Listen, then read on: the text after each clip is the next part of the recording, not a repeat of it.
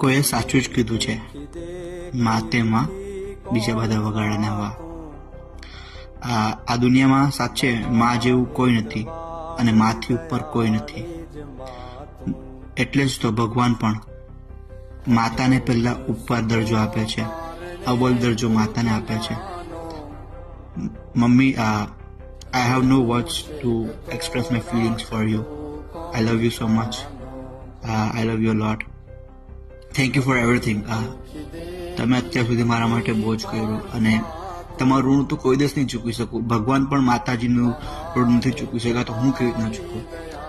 હું બસ તમને ખુશ જોવા માંગુ છું અને પાછું કહીશ, માતેમાં બીજા બધા વગાડા થવા, ભલે દુનિયા ગમે તે કહે.